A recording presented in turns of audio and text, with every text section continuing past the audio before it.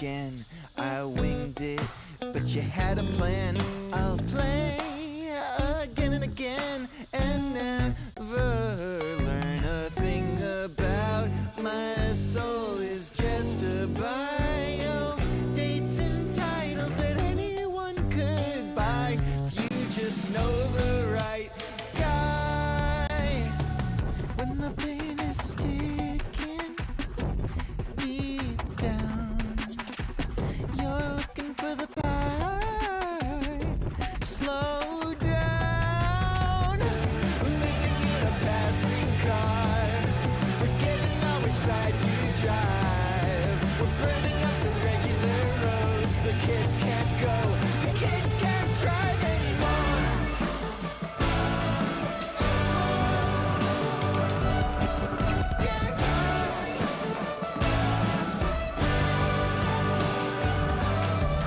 I'm sorry that I walked away from following up when you walked away. Now it's my turn to text you too late. Is that ever okay? Is that ever okay? I'm not the life of the party, but I don't wanna be lonely. Don't wanna meet you in the middle. Just come to where I am. Living in a passing car, forgetting on which side to drive. We're burning up the regular roads. The kids can't go, the kids can't drive anymore. We're not out of breath. We scream until we lose our shit. And all the talent in my fist can't beat up last month's rent. Control, control.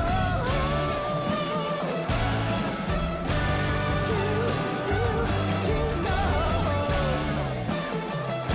I need control.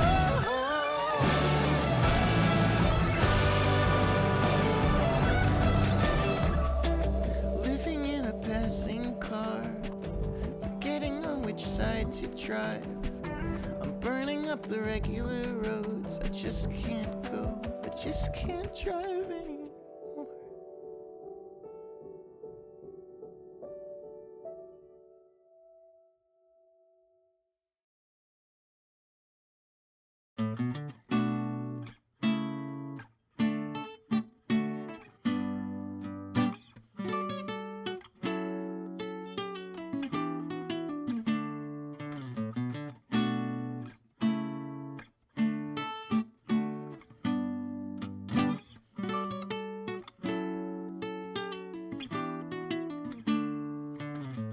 Hey, it's my birthday.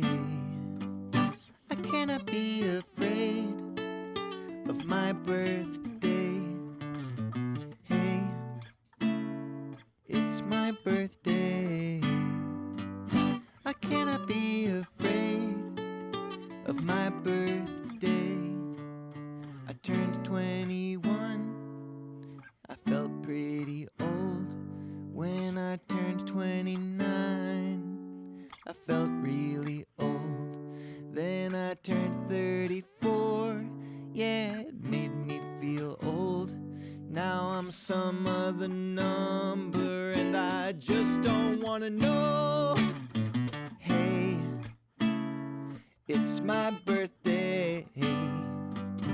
I cannot be afraid of my birthday. Hey, it's my birthday. I will not be afraid of my birthday. When I go on and leave this place, I'll be remembered as an empty space. When I fall down and fly away, I hope my body doesn't leave a trace. Hey, it's my birthday. I cannot be afraid of my birthday. Hey, it's my birthday.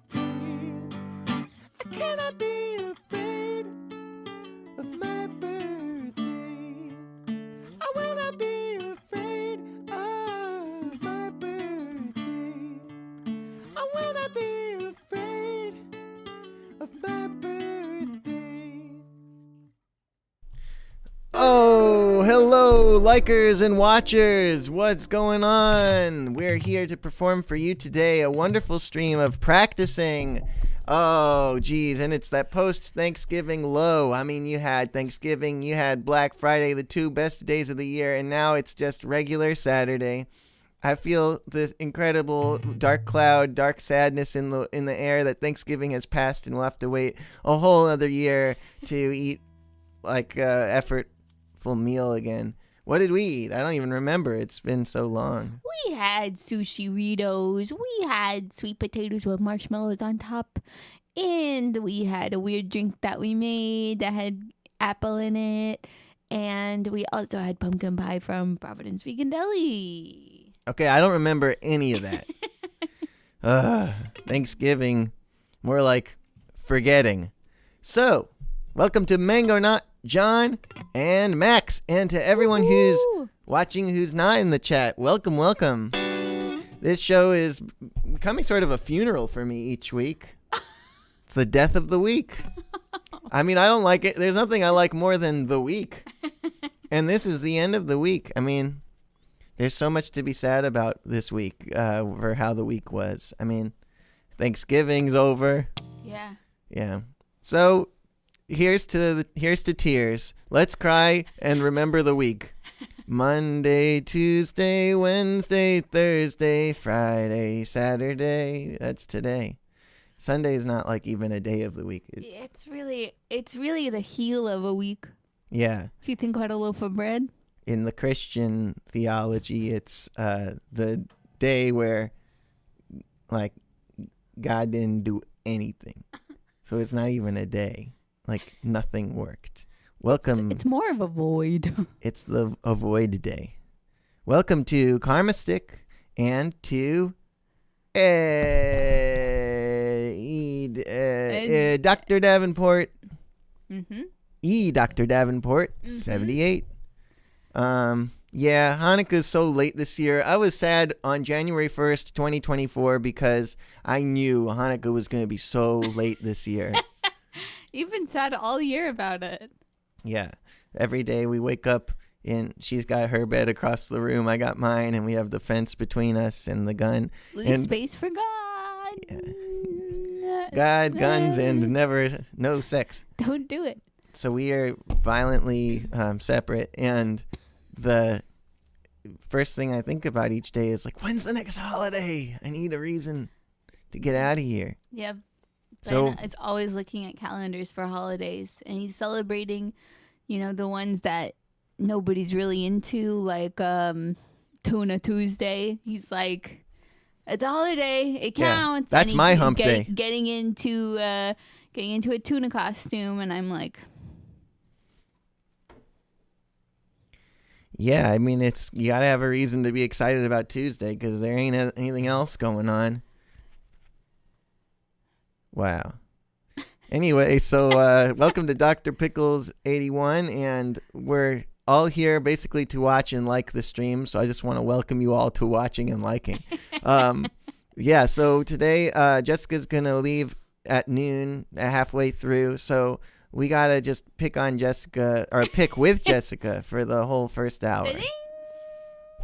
Yeah. So let's see. Cool. What is John referring to there? LOL, I need an excuse to buy an 8-pack of socks and pretend like it's 8 different gifts. That's cool. Yeah. So Jessica, we must now make you better at guitar. That's been a big part of the mission. Do you want to get a strap? Do you think that will help you? That would be helpful. Okay, I'll set this up in the meantime. So I'm going to create a loop to practice to. I mean, we got this one, which we might as well use because it exists already. But I'm going to make another one for later. Oh, yeah!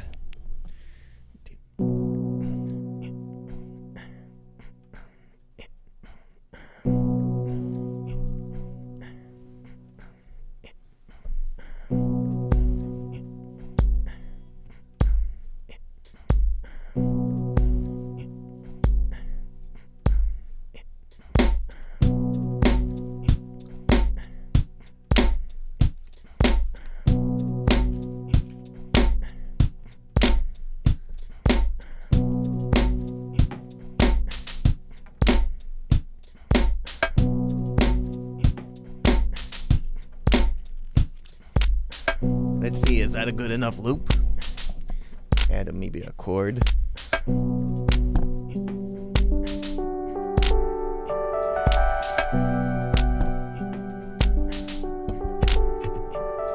That's too much.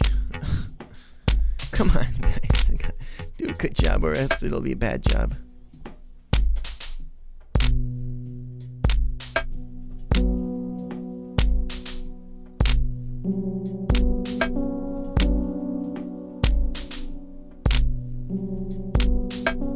Okay, that'll be good for later. Hello. Hi. Now you're strapped. I'm all strapped in. Okay. I feel like the camera should nudge. Oh, thank you.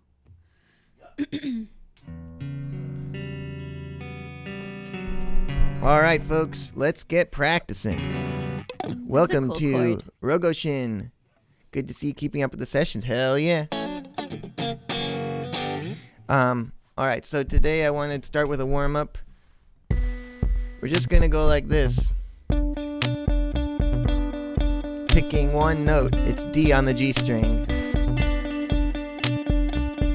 Try to make each note sound exactly the same.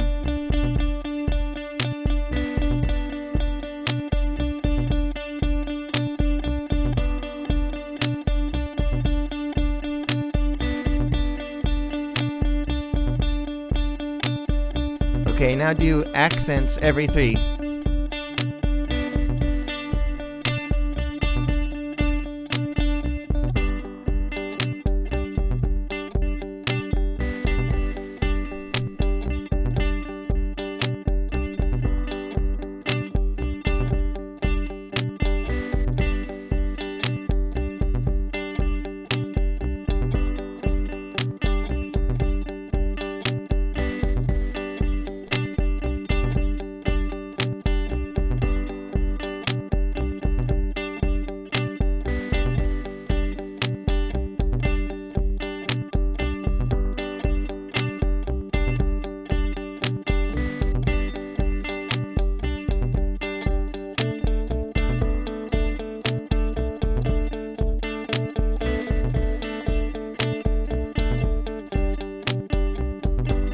Okay, now we're gonna do 2 and then 3, so 5. 1, 2, ready, go.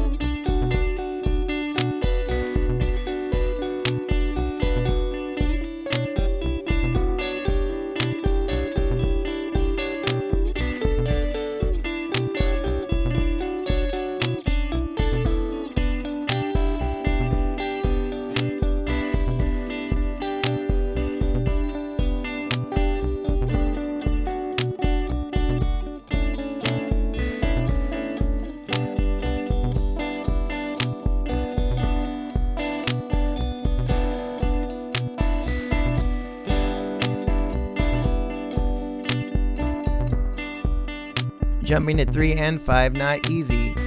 John says, so 3, so we're doing 1, 2, 1, 2, 3, 1, 2, 1, 2, 3. Oh, you're saying the 3 is tough, like, that both are tough. Okay. We did the first one Yeah, and 3. that's right. I feel like it's really cool though that you can get like into a groove with it eventually and stop like counting and just be like ba da da ba da da ba da ba da ba da. Short, long, yeah, short, long, short, exactly. long. And even just like instead of picking all of that, just going ba ba ba ba ba ba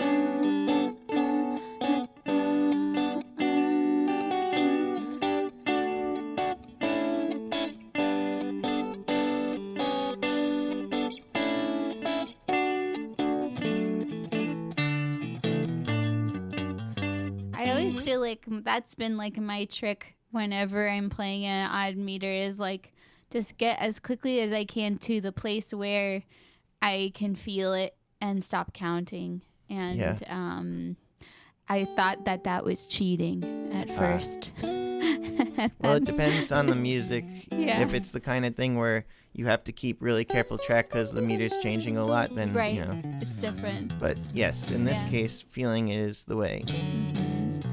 I remember at school at the Middle East Ensemble, we had a slow 10 that was like this beautiful ballad, and it was killing me. Yeah. It was It's hard to so keep track of. hard. Yeah.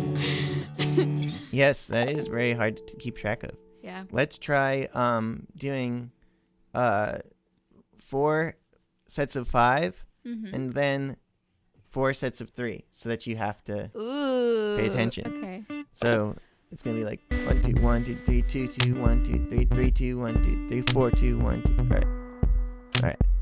1 2 3 4 2 1 2 3 2 2 3 3 2 3 4 2 3 1 So we're 2 doing 4 of each. 4 of each. Okay. Okay, ready, go.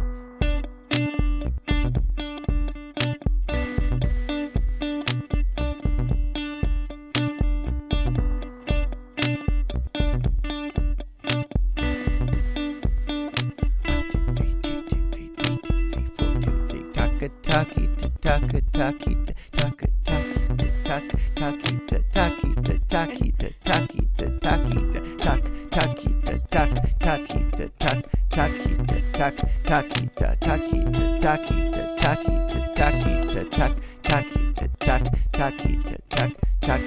tak taki tak taki tak taki tak taki taki taki.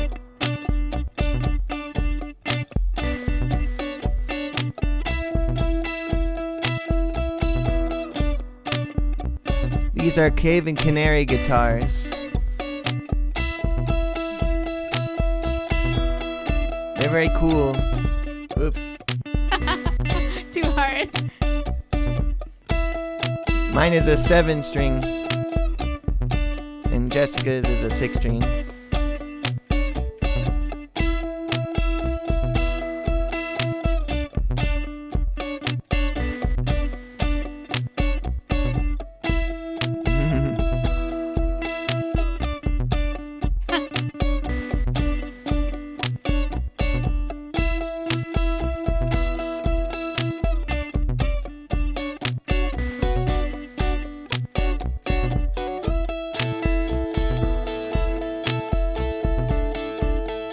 One, 2, 3, 4.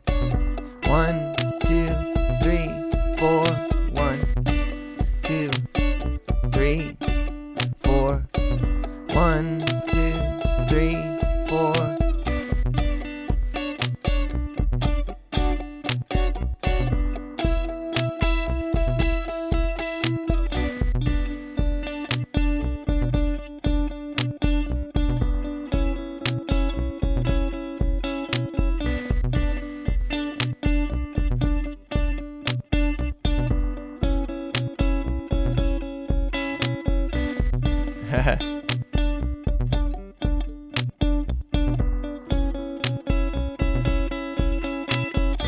All right, cool. Good job. That's fun. So now let's try it at triplets. We'll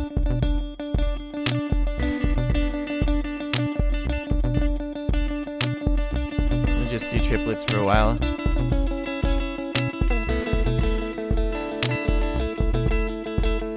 Thanks, Noise Weaver.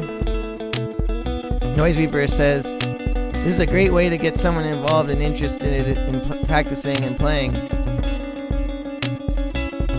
I've been trying to get my little kid into playing guitar since we first purchased one.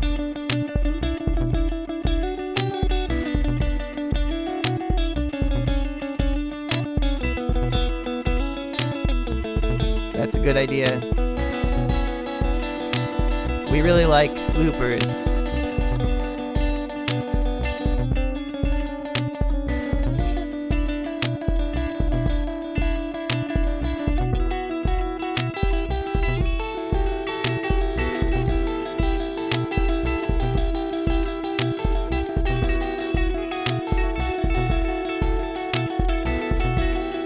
By the way, all my courses are 50% off till Monday. Now that the Streamlabs bot put up the link to my website.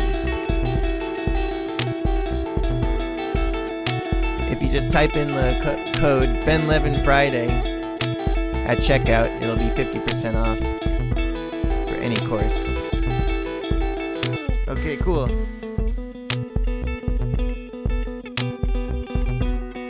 Now let's try doing 1 2 1 2 1 2.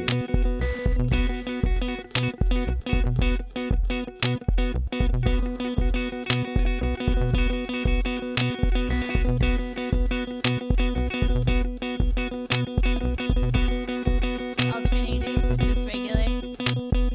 Yeah, we could do 4 with Yeah. 1 2 3 1 2 3 1 2 3 1 2 3, then 1 2 1 2 1 2 1 2 1 2 1 2 1 2 3 1 2 3 1 2 3 1 2 3.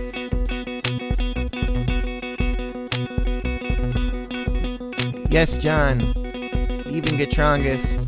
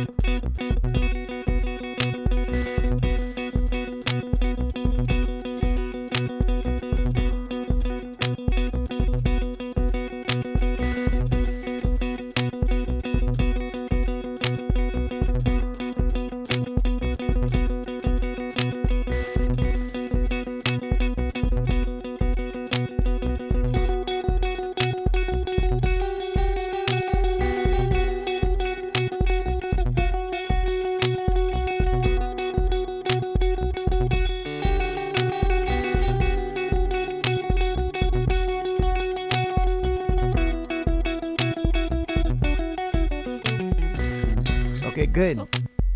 What? I just heard a little bark, but it's okay. Oh, okay, cool. Thank you. Okay, now we'll do it with. I just wondered when you do the like loud soft, the 1 2 1 2 1 2. Mm-hmm. Are you? I notice I am like putting pressure down, alternating. That's one way to do it. What's another way? Just in the pick.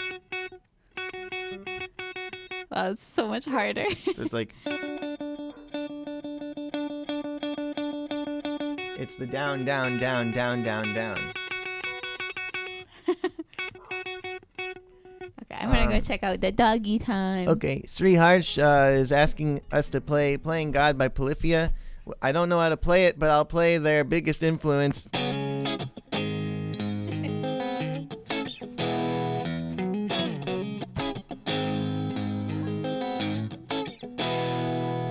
Somebody's Polyphia is finding Olivia. I am my jippy, oh, I'm a weeda wop the gang. Sorry. So, I'm sorry that I didn't remember the words.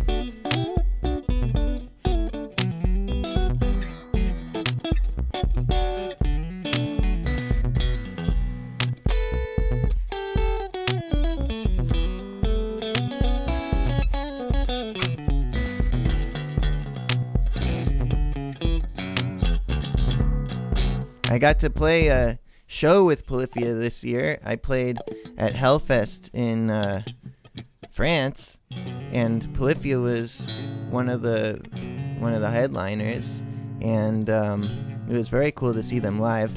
They really do play everything. Like, I don't know if anyone was wondering if they can play their music that well live like they do on the recording. They do. It's really, really, really good. They're I think they're really awesome, actually.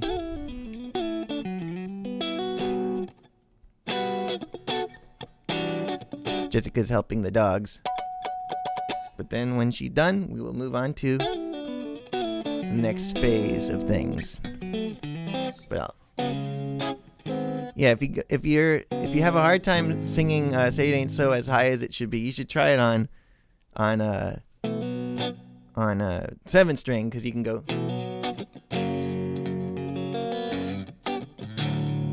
go down to there. And that's much easier. So you can be like, this way is the water slide away from me. The chicks are fuller every day. Hey, so be cool. I find that part to be difficult.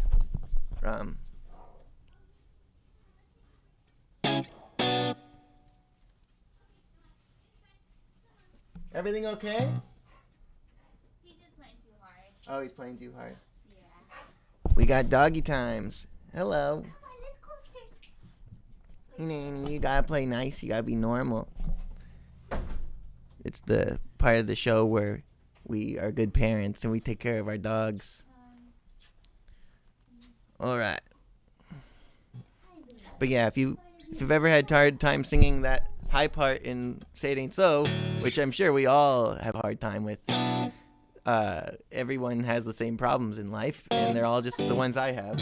So if you have a hard time singing this way, yeah, that F sharp is easier. It normally is this way. It's a G sharp normally, or no, it's down a half step, so it's a G normally. This way, way. That's like a sometimes note for me, not this time of the day type of note. But if you want it more consistent, you can on a 7 string, you can play it in B minor instead. Welcome to Alien Spore Bomb and greetings. This way, way, way. Yeah, it fits in my voice like right here. This way, way. So if I make it rounder, way, but blend those. This way is a water slide away from her to take her forever every day. Hey. Be cool. Oh, yeah. Hey. Kinkaju's Revenge says, I sing well when I'm performing, but I suck when I'm recording at home. What do I do? Well, First question, are you standing up when you're recording at home? I separated them. that's a good idea. You should stand. It's really easier to perform at home when you're standing. And also all the singing stuff doesn't get squashed when you're standing. It like has all the room to do the thing.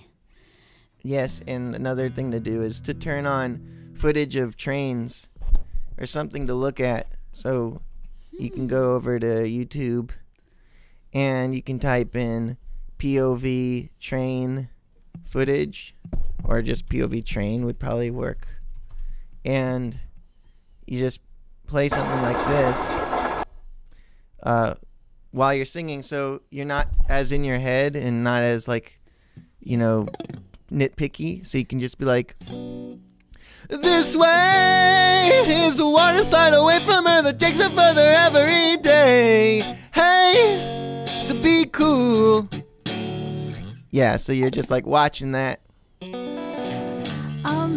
Instead of thinking about the stream. That's a great one. Also, I feel like sometimes it's helpful to go back to like when you wrote it, and that might be like 10 minutes ago, and it might be like 3 years ago, and think about like the emotion in the lyrics you're singing. And I feel like it doesn't get talked about a ton, but I feel like so much of a singer's job is acting and like expressing that emotion, not like too overtly and not too subtly, but just like this nice, like it's in there and people who listen are feeling it. And sometimes it's helpful to have like just like to try tracking in like all sorts of different ways. Try like an angry take, try like a really soft, like no emotion take, try like a really breathy take, try a really belty take, and just be like, where does this need to go? Sometimes you don't have that perspective when you're just by yourself. And that's why I recommend, if it's possible, to work with vocal producers who make you feel good about yourselves. That's a pretty cool thing. I found that makes singing and recording so much more fun. I would say, though, that is a bit too much of an ask for most people, yeah. for almost anyone, because it's one thing to afford a producer. That's Yeah. okay. Yeah, we could, but to find a good one for vocals is so hard because you have to trust somebody to not just psych you out. Yeah, I mean, I feel like our friend Josh Friedman would even do well like over Zoom though. Well, sure, yeah, they Yeah. could go pay Josh Friedman to be the vocal producer, but I think Yeah. I think most of all that other stuff is really good because I don't think people should be limited financially for like being able to do a to good track themselves. vocal performance. Yeah, I think Yeah. having a producer is sort of like, yeah, that's a luxury, honestly. I don't think you need a producer to get great vocal takes, so I wouldn't necessarily. That one I'm kind of like, I don't Okay. think that's a good advice for the average person, personally. Okay. Like, the only Yeah. reason we have vocal producers is because we record at a place. Well, for me, I have record at a place where my producer owns the place. So when I'm recording with him, he's producing, Yeah. but I probably wouldn't like pay a whole separate person to Nope. come in. That's true. Yeah, I feel like that experience has been really mind-boggling for me and really huge to go from like recording, like 60 takes in my Oh, room yeah. to like working with someone who's like positive and is just like, you Yeah. got it. And you're like, I did. And they're like, yep, come listen. And you listen, you go, I did it.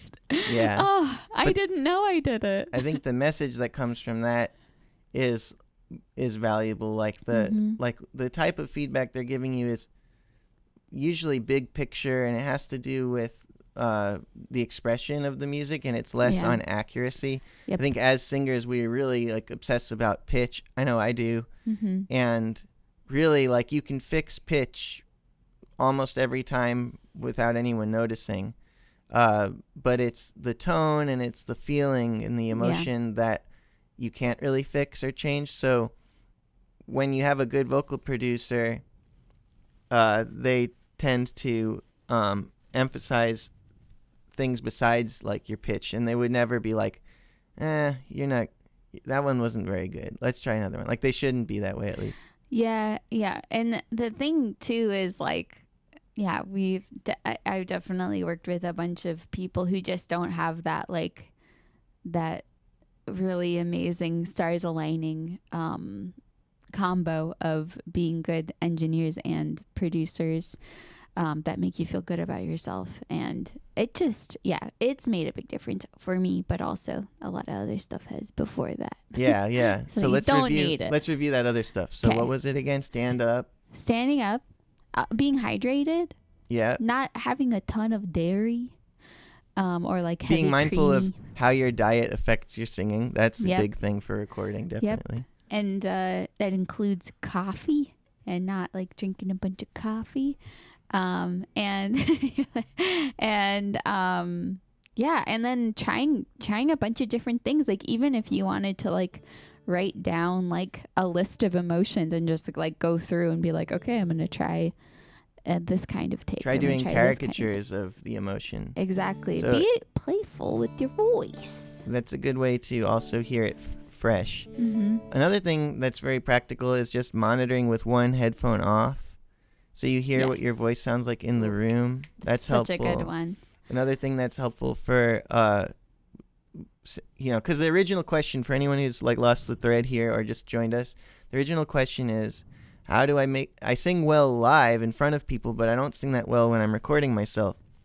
And I would imagine, like, for most people, I think it's like you think you sing better live, because I think it's like you have like all this positive feedback and energy, and like the music is powerful and it feels more emotional, so you think you sound more emotional. And but the thing is, sometimes the way you feel isn't the way you sound. So you might feel like that was the most emotional, amazing take, but what actually sounds good isn't always what feels amazing. And that's true with like acting too. On the note of acting, like, someone might do a super understated performance, and that might be the best performance. But it might feel like, damn, I really nailed it, if you're like crying and screaming, Mm-hmm. like, oh, big mentor figure died in the movie, so now the disciples like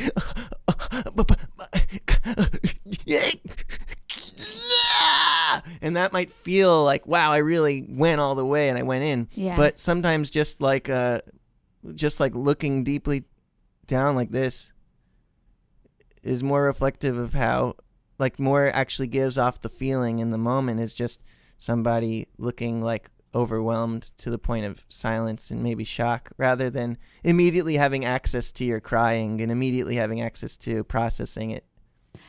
That's a good point. And I've heard like actors say like to that point that people aren't ever like trying to cry in the real world. They're always trying not to cry. And so when you see like really amazing crying in a movie, it's usually someone like really trying to hold it in. And that's like what can make us cry more too. Okay, we gotta go. The dogs are barking probably at someone outside, not each other. So it's okay. Yeah, it's tricky. We got parental duties. There's doggies barking.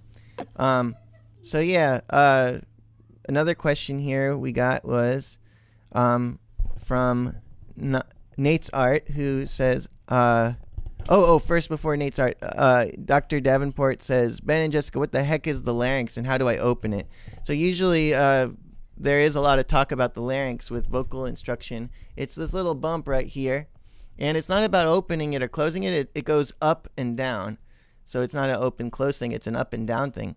And when you sing like this, you'll feel your larynx go up. Like if you do SpongeBob voice, hey guys, that's larynx up. And if you do Patrick voice, it's larynx down. Hey guys, I'm Patrick and my voice is lower now. And you'll feel your larynx go down. Like if you touch it, you'll feel the bump go down. And people sometimes recommend keeping a low larynx when you're going higher. Instead of letting it go up, just keeping it low or neutral. Oh, like you can feel it. And as you sing up, see if you can get it to stay in the middle. Like, oh,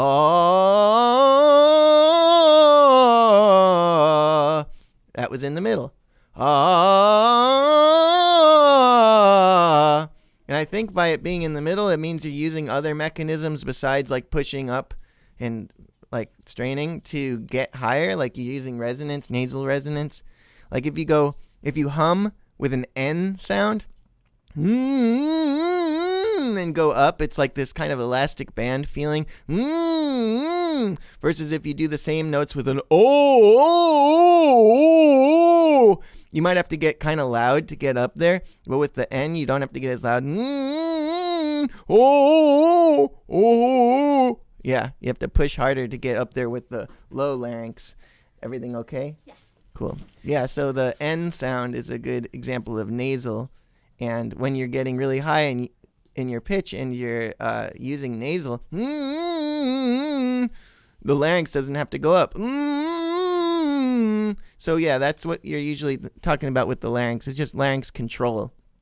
And then the next question was from Nate's Art. I have one more thought about the long question that we were doing a long answer to, which is the question was, why do I sing while performing, and why is it hard when I'm recording at home? To sing it. Why is it hard when I'm recording at home to sing as well as I do when I'm performing? Thank you. Yeah. Another thing is you might hear yourself a lot better if you're really like getting a lot of your vocal in the monitor. And I don't know about your recording setup, but with mine, I don't hear myself very well while I'm recording. And that plays a big factor. That's part of the reason why I do the one ear headphone off. Mm-hmm. Yeah, you got to be able to hear yourself very well. Yep. Not just when you're singing loud, because then if you can only hear yourself when you're singing loud, then you're going to push too much and you're going to lose some of the nice, subtle, breathy stuff that's down here. If I do like...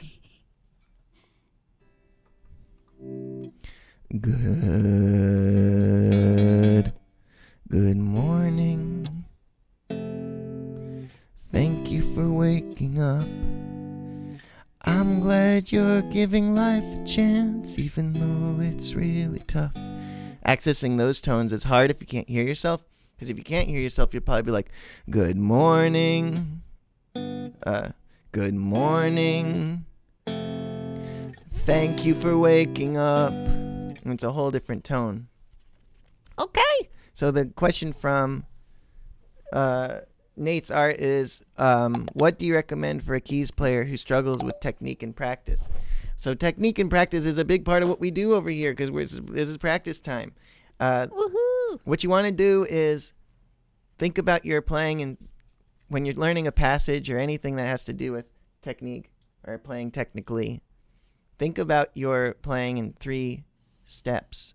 One is learning the thing, where do my fingers go in the first place, and getting coordinated with just where your fingers go. Second is then practicing that thing with a metronome or a drum beat so that not only do you know where your fingers go, they're going there in time, in the same time, at the same tempo every time. Mm-hmm. The third part is speed building. So that's when you're increasing that speed, increasing that tempo. If you don't use the metronome part, if you don't practice with the drums or a metronome, you can't really build speed accurately. You can only build speed that's like, but it won't really come together the way you want. It'll just sound sloppy. If you jump right into the metronome without doing that part before the metronome where you just get your fingers to go where they're supposed to go, well, then it's just going to be really frustrating. You're going to play it wrong over and over again, but it'll be wrong in time. So you'll learn really bad muscle memory. So each step is very important. The first 2 steps being just getting your fingers to go to the right place and then doing that with the metronome, that's all about building up coordination. That's all about building up accuracy so that you're moving as little as possible. Then as you increase the speed, you want to keep moving as little as possible. You want to keep things light. So you determine when to increase the speed based on your comfort level. If you're playing the thing right most of the time and you feel like you have a good handle on it, it's okay to increase the speed a little. And then as you keep increasing the speed, you want to keep that coordination that you built up in the first 2 steps going. But eventually you will hit a speed where you can't play it coordinated again. And that's an area you want to practice endurance around. So endurance training is when you're playing at a pretty fast speed for a long time as opposed to continuously increasing the tempo. So if you find a trouble spot where you're like, fuck, I can't play at this tempo, go back at 10 BPM, 20 BPM, and practice endurance at that lower point, and then start building the speed again. So you might want to go like a week at the almost problematic tempo doing endurance training, but you want to warm up into that each day too. So you got to warm up each day before you practice endurance training. But yeah, those are the 3. The endurance training is part of the speed building thing. So those are the 3 parts: the getting your fingers where they're supposed to go, doing it in time, and then building speed. And that'll Very apply good. to piano. Okay. Good answer. All right, so let's get back to going from triplets felt in 3s to 1 2 1 2 1 2s. So it's like 1 2 3 4 5 6 1 2 3 4 5 6 1 2 1 2 1 2 1 2 1 2 1 2. And I was going to show you a thing to do with that.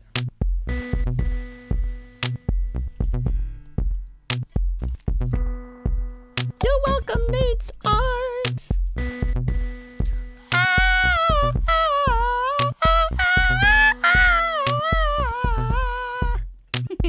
All right, so we're going.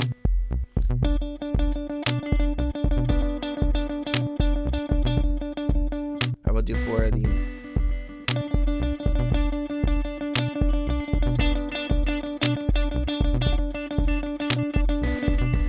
Okay, we'll do 4 of each. Okay. Or 2. Okay. Yeah, I was getting 4 and then 2. Yeah. Okay, 2 and 2 would be good.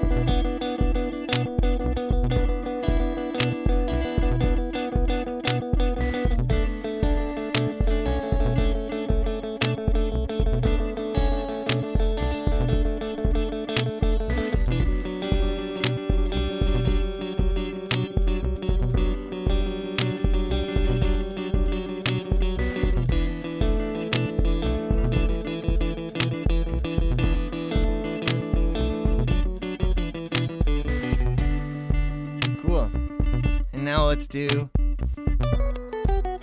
Alright.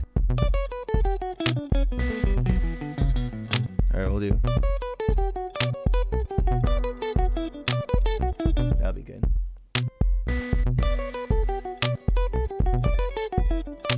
We play it so one. Yeah. So this is the first stage. This is putting your fingers where they're supposed to go, not in time. Can I hear it again?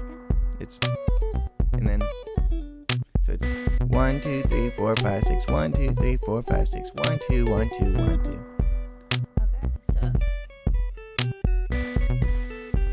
And then the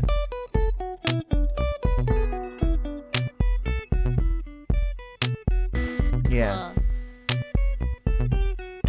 now we're alternating every time. alternate picking.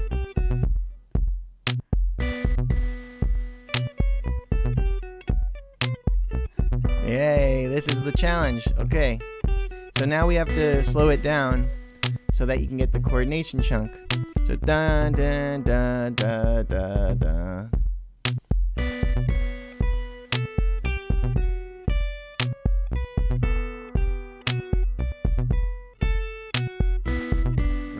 Watch that right hand. Make sure you're alternating.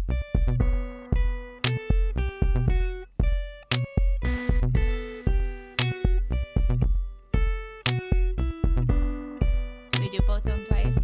Yeah, and I would start on a down pick instead of an up pick. Welcome to Gibby Main and Armissile RM. Welcome, welcome.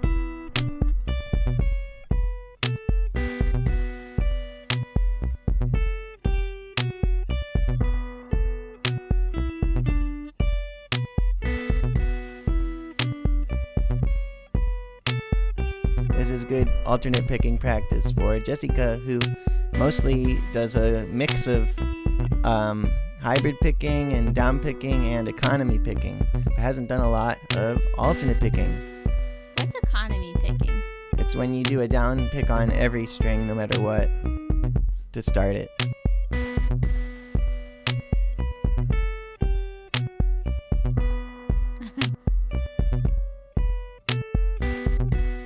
And going nice and slow like this is the key to building up the coordination before you do anything with speed.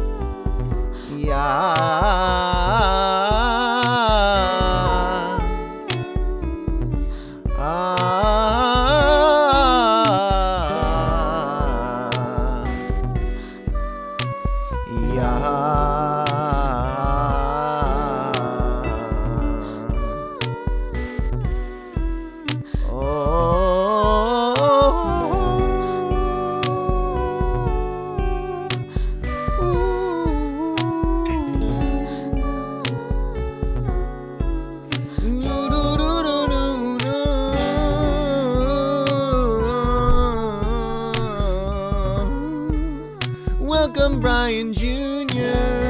Or Brain. Brain. Welcome, Brain Jr.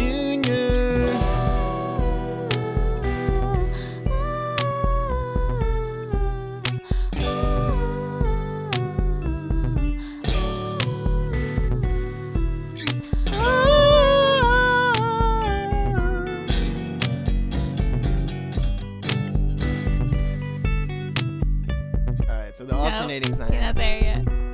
Well, I think it should be a down pick. Yeah, on each of the sets of two. instead of up pick, down, up, down, up, down, up. Wait, that's So yeah, down? so it's down, up, down, up, down, up, down, up, down, up, down, up, down, up. Yeah, I really want to do up. Do you know should do why down. that is? I don't know why, but down is good. Yeah, strong beats, good. You're being like John McLaughlin, which is cool, but we're not there yet.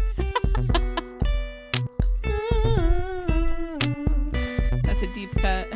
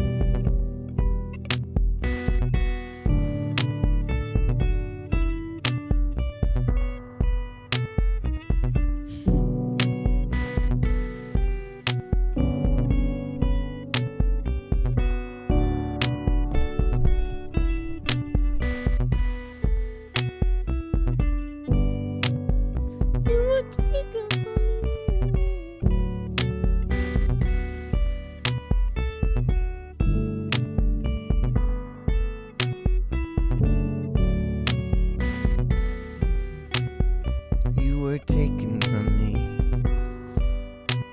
in my sleep. You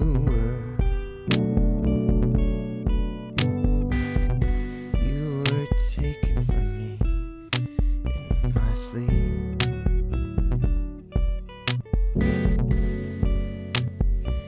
You were taken from me in my sleep.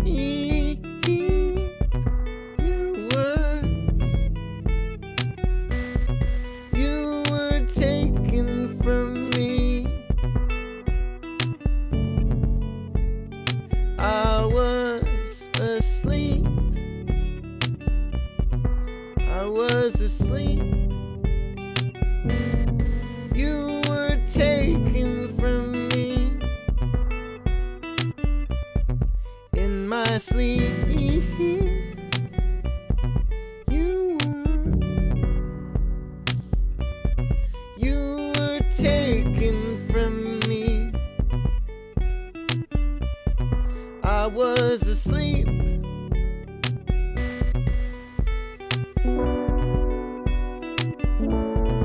You were taken from me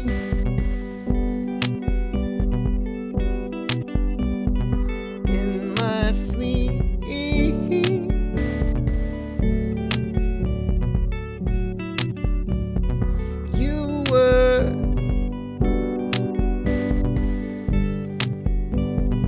You were taken from me. I was asleep. I was asleep.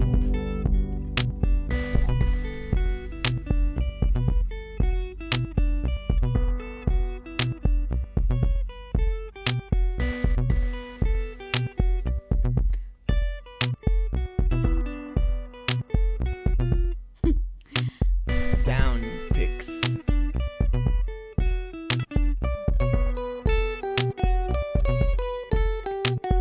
And then try to keep the triplets even.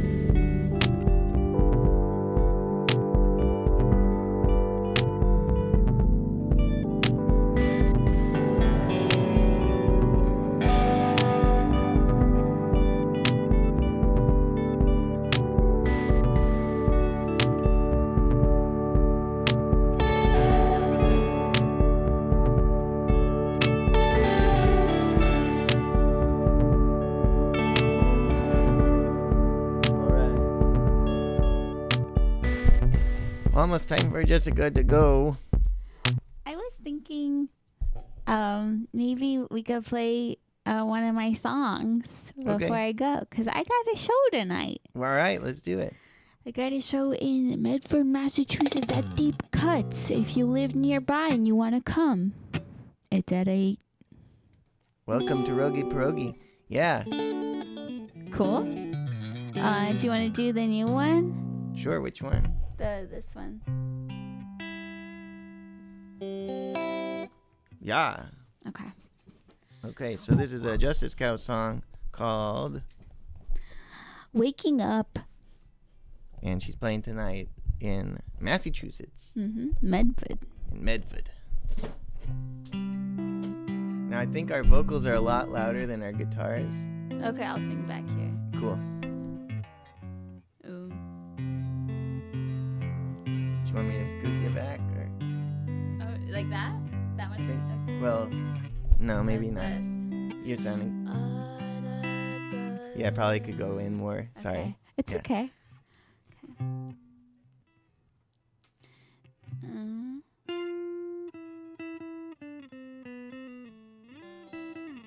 Okay.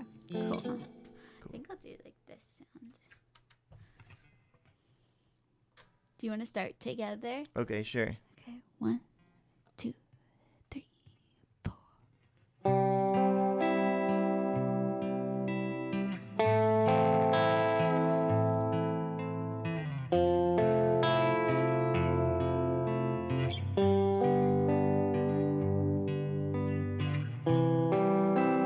Come right back. I wanna hold you and feel whole again. On my back, my brain is an avalanche. No stopping it. I tried, I tried, I tried, I tried, I tried just waking up. It's mine, all mine. It's mine, all my mess to clean up.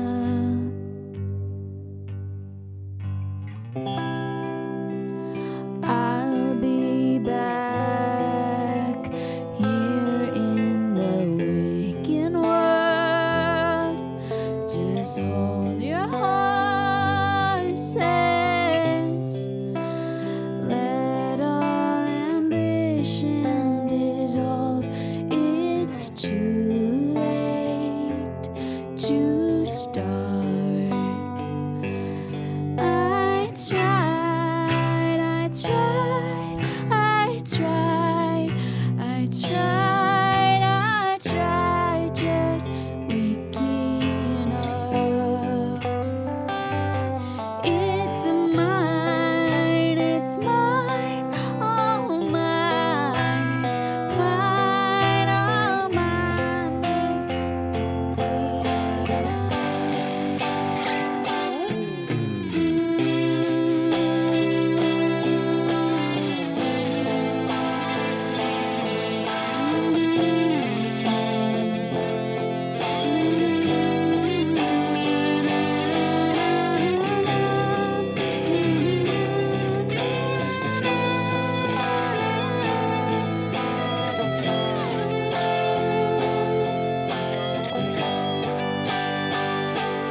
I tried, I tried. I tried, I tried, I tried, I tried, I tried just waking up. It's mine, all mine. It's mine, all my mess to clean up.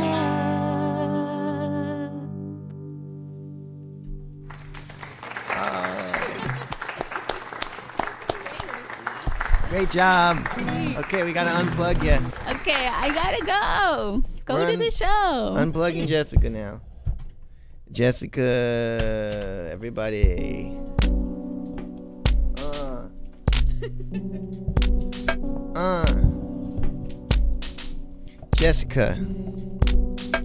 Jessica, we all appreciate you so much. Thank you for being here, practicing and such. It's good to see you getting out of your comfort zone, alternate picking even though that's not what you've known. Down pick, down pick, down pick, strum. Down pick, now we're going to the next level, bring it up more. We're gonna alternate till you're shredding on the floor. Thank you. Great job being here, being cute, new hair, you're sweet, we all care about you. Hope you have a great job, great time when you play in Massachusetts. I don't know what to say next. Everybody gonna clap when you're gonna be the best. And you go out there and you're wearing not a dress because you're wearing that thing, the black pants. Everybody.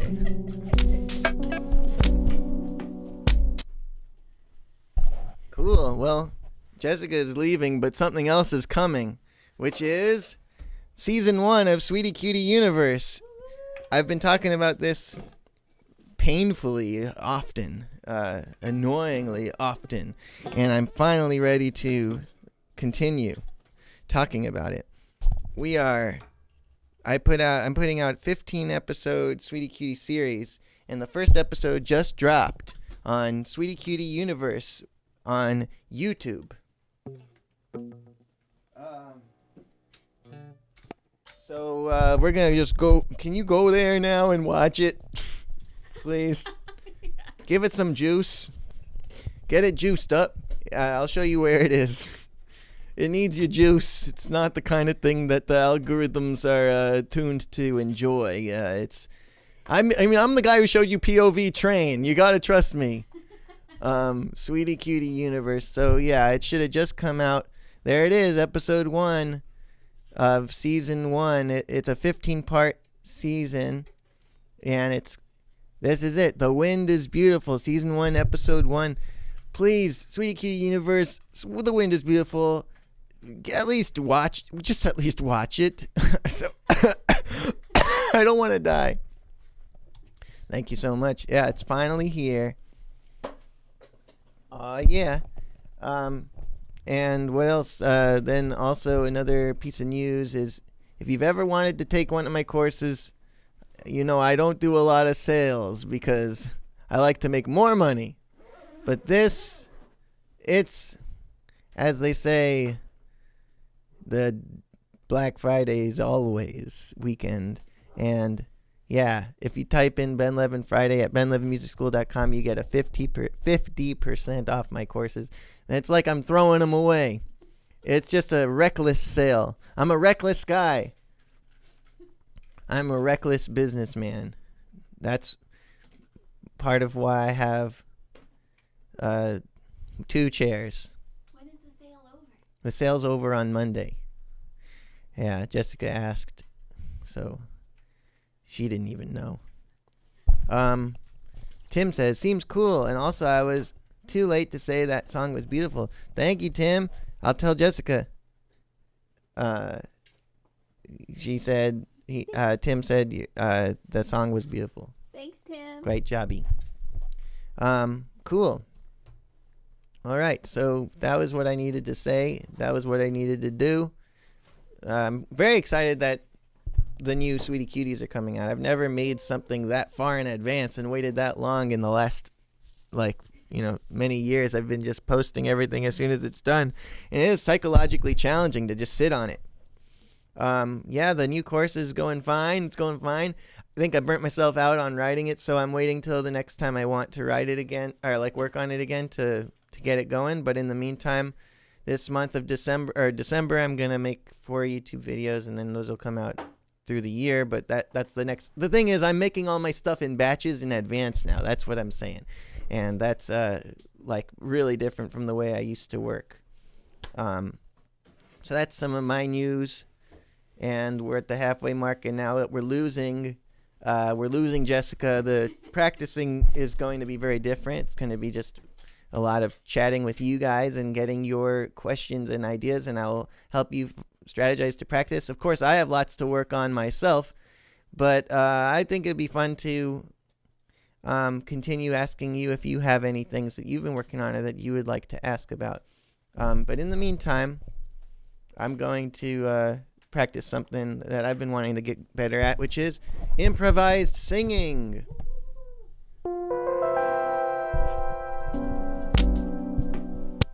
All right, so what the heck? Oh, yeah. Okay, I'm going to improvise singing for a few minutes.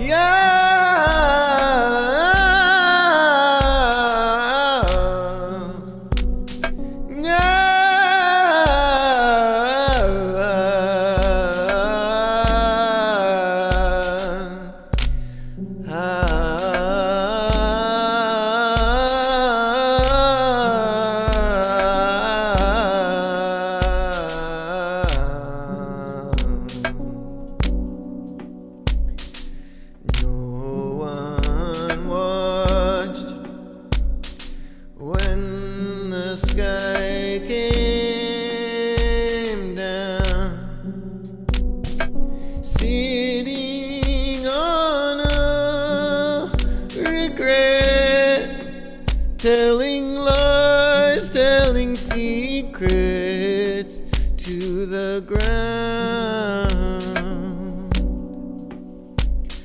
Noticing, pondering, dreaming of a better time, of a better life, of a better wide-eyed stare. I held it all too close. I held it all.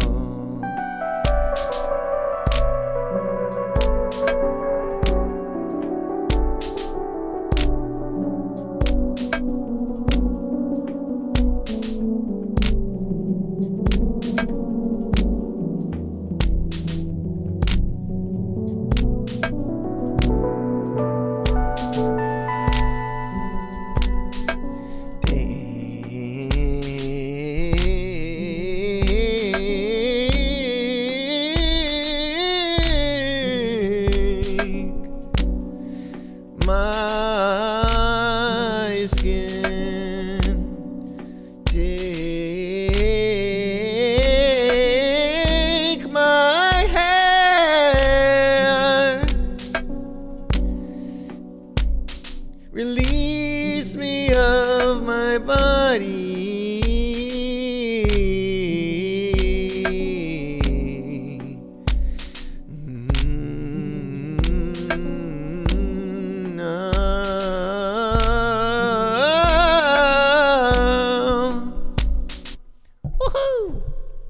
Okay, so Nate's Art asks, what stuff have I been listening to lately? Well, I've been reviewing the past two Kendrick Lamar albums, GNX and Mr. Morale and the Big Steppers. I've been listening to those again, trying to understand why I feel like I become disconnected from Kendrick Lamar, because like To Pimp a Butterfly and Damn are just two of my favorite albums ever, and I got so obsessed with him when To Pimp a Butterfly came out in 2015, and I think that from what I've learned, I think I'm just like outside of the culture. As much as I love hip hop and listen to it a lot in my life, I think I just don't get the beefs. I think it just doesn't like work for me. It doesn't excite me. It doesn't make me feel inspired. It kind of makes me sad. So, I understand the beefs like a really huge deal and very important to the culture, and it's not for me. I don't think I'm supposed to, like, I think it's okay that I don't like it, and it's still very important and good to other people. So I've been thinking a lot about that, about like why I really relate to and felt like, I don't know, which is sort of something was freed from me by like Good Kid, Mad City and Damn and To Pimp a Butterfly, but why I just haven't been feeling inspired lately by Kendrick stuff. So yeah, I think it has to do with the beef more than anything. Just it just makes me feel sad when people fight. Like I don't get excited for the winner. I feel bad that the fight happened, And what else?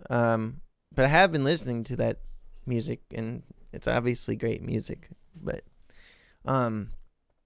let's see. What else have I been listening to? I tried the new Father John Misty album once, and that seemed really good, so I'll listen to that again. That just came out. I've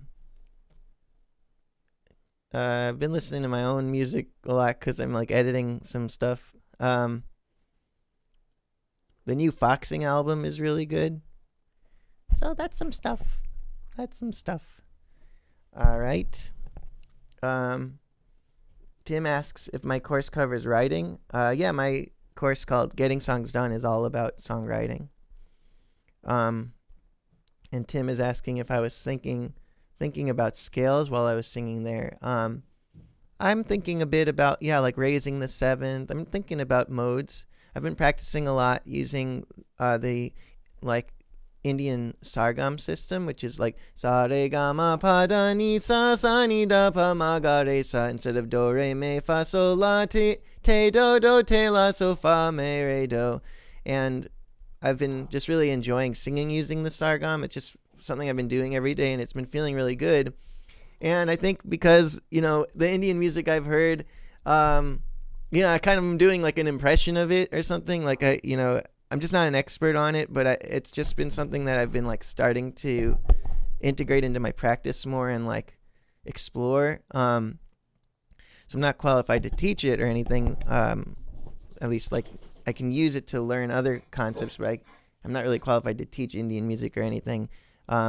So when I'm like singing, thinking about it, I am like sort of naturally, I think, ending up with certain scales and vibes and ornaments, like going like sa re ga ma pa da ni or pa da ni sa da ni ni ni. I've been doing that a lot.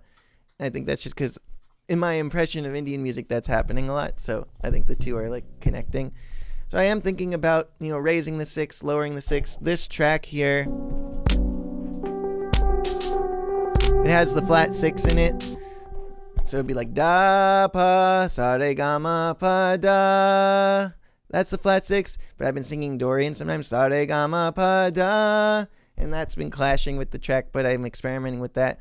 And then it also has a vague seventh, like the sa re ga ma pa da. It could be ni, or it could be ni, this in terms of what could go over this track. Sa re ga ma pa da ni sa works, and so does sa re ga ma pa da ni sa. So I'm doing both sevenths, the raised seventh and the lowered seventh. Oh,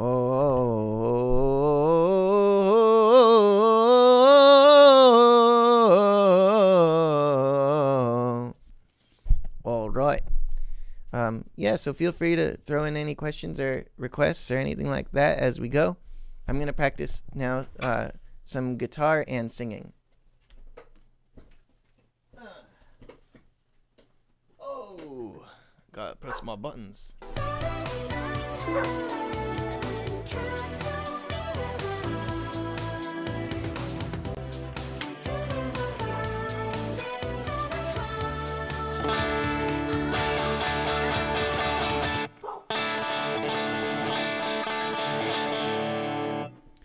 All right, so let's practice some singing, improvised singing, because I really like doing that. I just haven't done it very much lately. Okay. Lata Mangeshkar. Cool. Write that down here. Lata Mangeshkar. Nice. Thank you for the recommendation for a cool Indian singer.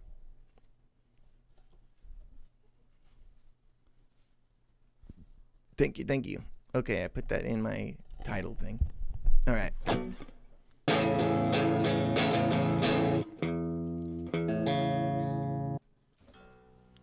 Can you let them in before you go? 'Cause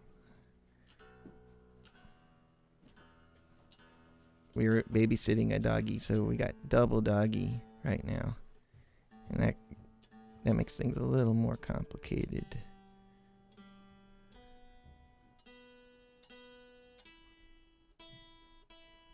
All right. Yo, Overpowered by Monk saying, Ben, your Theory from the Ground Up playlist has helped me so much. Just want to say thank you, and I hope life is treating you well. Thank you so much. I really appreciate that. Yeah, I made that back in 2013. It's complete, going from zero theory knowledge to the second semester of Berkeley, pretty much. So I really appreciate the coming back to tell me you liked it, and thank you so much for giving me $5. Really appreciate it. It's very nice of you. I'm glad it could help you.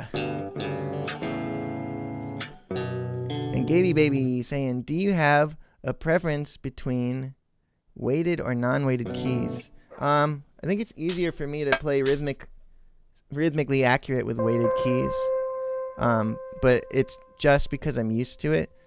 And these are not weighted over here, but I'm playing here, and I've been more and less used to it over time, so I think anything's okay. I think the thing about weighted keys is it really helps if you're playing like classical piano repertoire.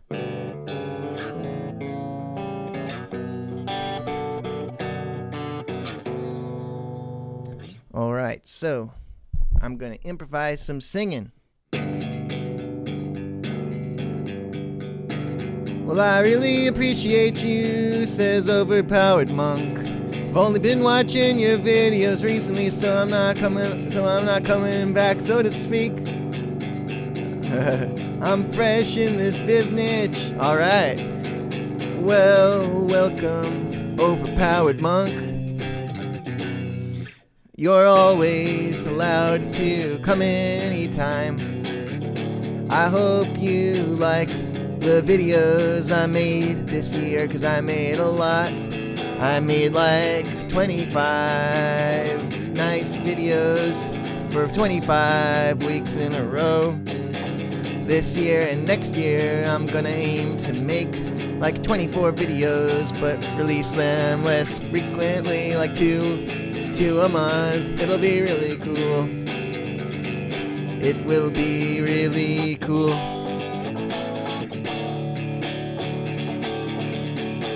Okay, I want to say what's on my mind. I'm afraid of crime. I'm afraid that I'm committing a crime. Each time I smile and each time I feel good, I feel like, man, maybe I shouldn't feel so good. Oh, oh. Take it when you can. It won't always be.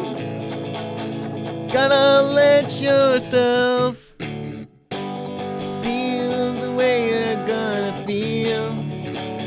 The way you're gonna feel. Blah, blah, blah, nabbity. I used to, during the pandemic, I used to do shows where I would improvise for a whole hour. I haven't done that in a while. And it would be usually pretty good. But I think I could still do it. I just haven't in a while.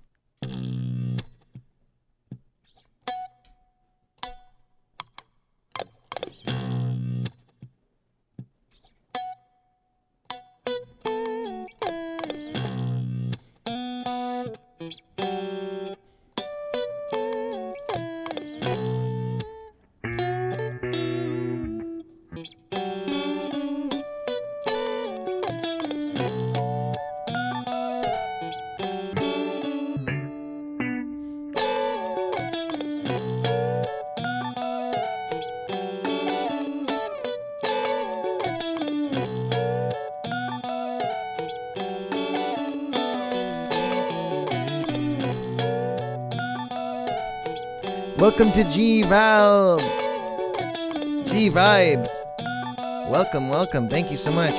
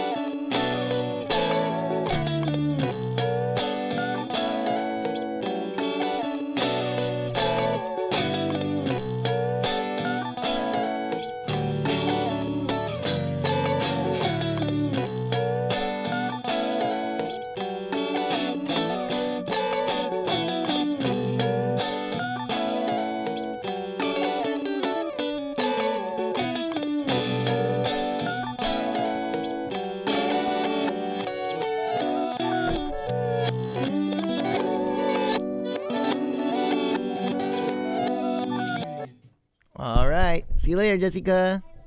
Bye. I love you. Have a good show. Thank you. So now I got a question here from Mangonaut. Asking, do you have any advice for starting or coming back to composing songs for the first time? Sure, I could think of that. So first of all, when you're composing songs, whether you're coming back to it or starting fresh, it's important to think of what's a song for. Why do I want to compose songs? Like, what's it really for? And try to define that for yourself. And the reason I suggest that is because a lot of YouTube thumbnails and titles, a lot of people learn music from the internet, and a lot of the way things are titled is sort of like, this is the secret to this, or this is the right way to do this, or you've been doing this wrong the whole time, this is the right way. And there's a lot of stuff on that can make you lose your sense of agency, make you feel like perhaps you don't know the first thing about writing a song. Who are you to write a song? And you better do it right, because there's a wrong way to do it. And that's just not true. Like those people are just, they're well-intentioned, and I'm among them, but they're like those titles and thumbnails create a false paradigm about music, when people are like, you've been mixing your thing wrong, all that. It just generally paints things as like there's this tier list of quality in your music, and you're coming in probably at like the D or whatever, and then you got to make your way up to S. And there are certain skills like ear training, like hearing frequencies and mixing, or skills like having a large amount of chords that you know, things like that where you can objectively get better at it. Like, yeah, you can learn more chords, you can learn more theory, you can learn more vocal stuff, technique and whatnot. And that's all really good to do. But straight out of the box, fresh, you have what it takes to write good songs. And that's something that's important to realize, is that you could write the simplest song with just one chord in it. And if you had the right thing to say for that chord, it might be really good. It could be like, do you want to wake up? Do you want to wake up? I don't want to wake up. I don't want to wake up. This song is not trying to be, a Beatles song. It's not trying to be a Kendrick Lamar song. It's just trying to be that. And that is hierarchical, or that is not hierarchical, that's horizontal. You can't necessarily compare a song that works like that to songs that work the way that, like, a Taylor Swift song works. They're not trying to do the same thing. And so it's important to know that, like, there's a lot of different ways to make a song good, a lot of definitions of good, and they're going to be pretty subjective. So you want to define for yourself, like, what is the song writing for me? Am I trying to get my thoughts into a format where people can feel those thoughts? Like the classic quote, music makes you feel feelings, words make you think thoughts, songs make you feel thoughts, that Yip Harburg quote. Are you trying to get people to feel your thoughts? And if so, like, how will you succeed at that? Like, what is required? What do you need to learn to succeed at that? I think that's better than just being like, all right, I'm going to just trust anyone who talks about songwriting to tell me what's important, and I'm going to make hits. Or, some people making a hit is important. For some people, making a song that their grandma's going to like is important. So for some people, it's important to have an acoustic set so that they can play at the local open mic and be part of that community. And other people, they want to write a big rock set that is going to work really well at noisy bars and outpower people who are talking at the bars. You have all these different reasons for your choices musically, and many musical choices. So Nate's Art saying, I think there's a certain level of polish and technical ability that starts to hurt the emotional value of the music. It depends. It depends on the style, like, I think I heard this great opera thing, and the guy was singing with amazing classical technique, and if the technique had been hampered in any way, that wouldn't have worked. I don't remember what it was, but it just kind of sticks in my mind. But like another example is like Caroline Polachek. Her music's all amazing, and her voice, she has so much control and technique, it's insane. Like the technique she has is wild. I mean, Bjork is the same way. She has incredible vocal technique, but it doesn't hurt the value of the music because she's able to use that technique to be so expressive and dirty. In fact, the level of polish is less because of the technical ability. Having all that technique makes it possible to be dirtier and have more control over that dirty.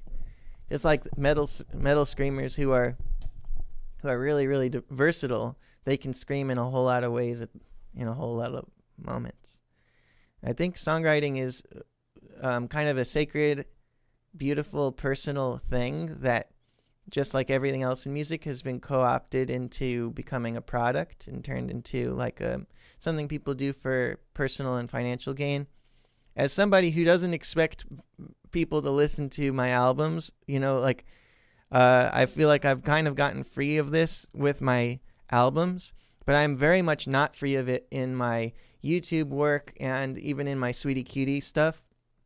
Like, there's a lot of music I make where I am deeply invested in like what other people think, and and like if it's successful from a metrics standpoint. But then I have other music I make where that's not the point at all, and I have a completely different definition of success. So for my albums like Heaven, Heaven, Heaven, you could not possibly like mess that album up for me. Like that album, I love that album. I'm really glad it came out, and it's exactly what I wanted it to be.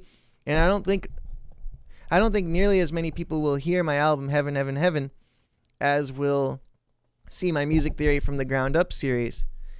And that doesn't bother me. That's totally fine. Like, I don't make my albums expecting lots of people to hear those, but I do make my YouTube videos a certain way, hoping people will hear those, because that's what drives my finances.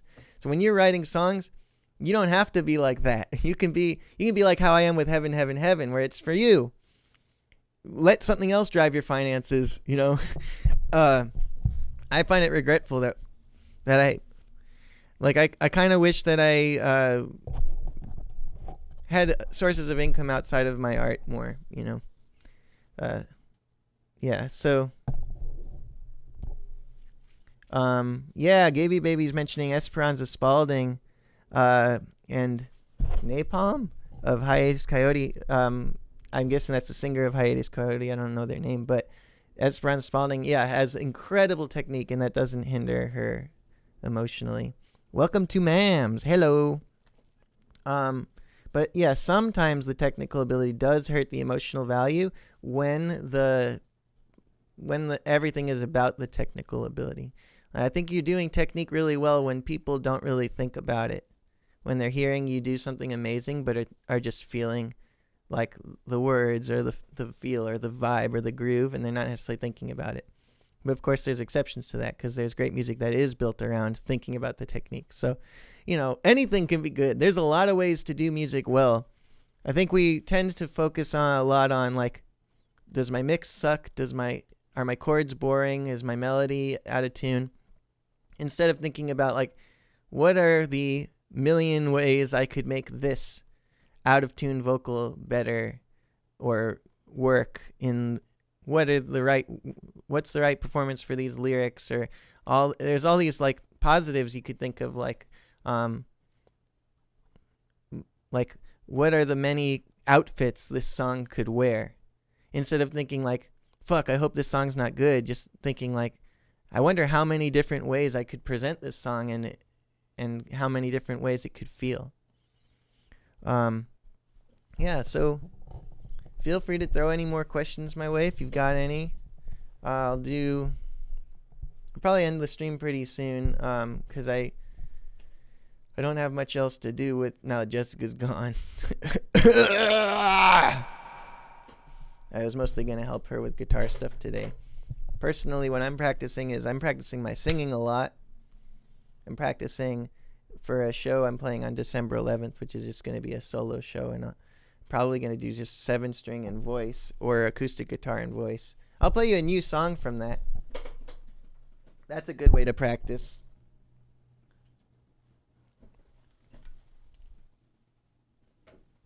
This is a new song.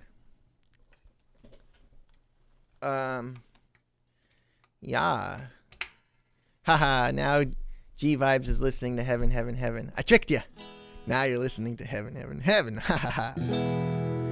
Gotcha. How do you prepare on the day of a live performance? That's a great question. So it's all about what you eat. I don't think it's very good to be caffeinated if you're singing.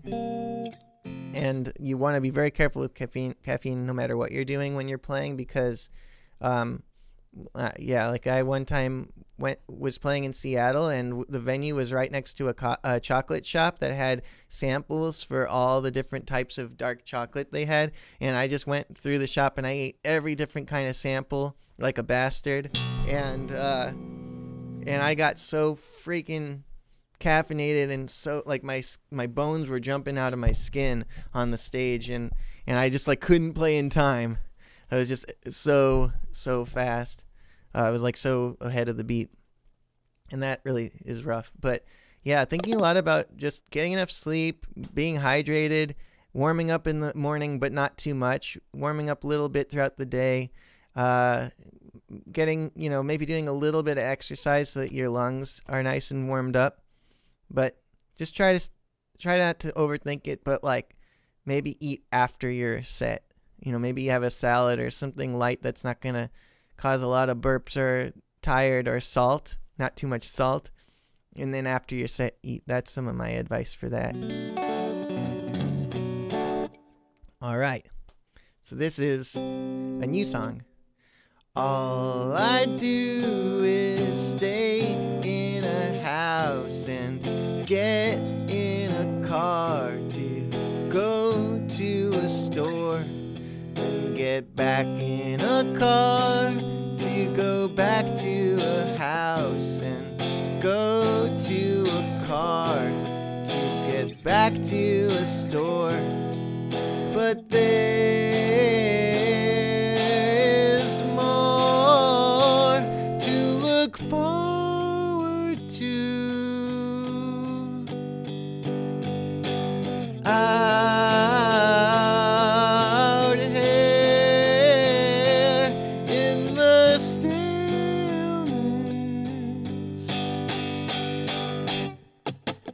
all I do is sit by a computer and go to a kitchen to take breaks from a computer, then go to sleep. Sleep when the computer sleeps, dream when the computer wants me to dream. But there is more to look forward to. Out here in the stillness,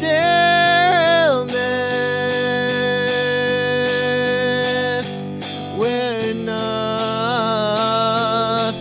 has even happened yet.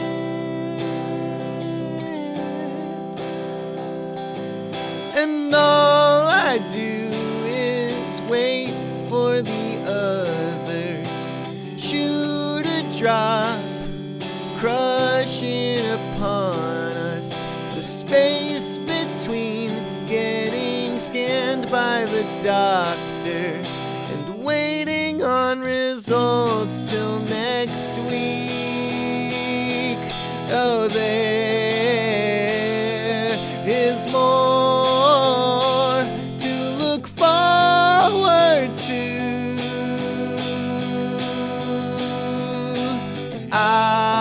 Out here in the stillness,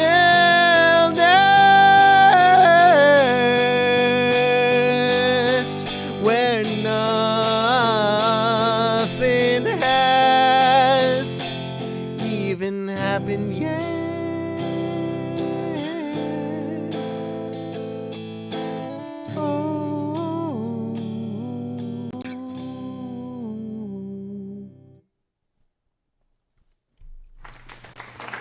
Thank you.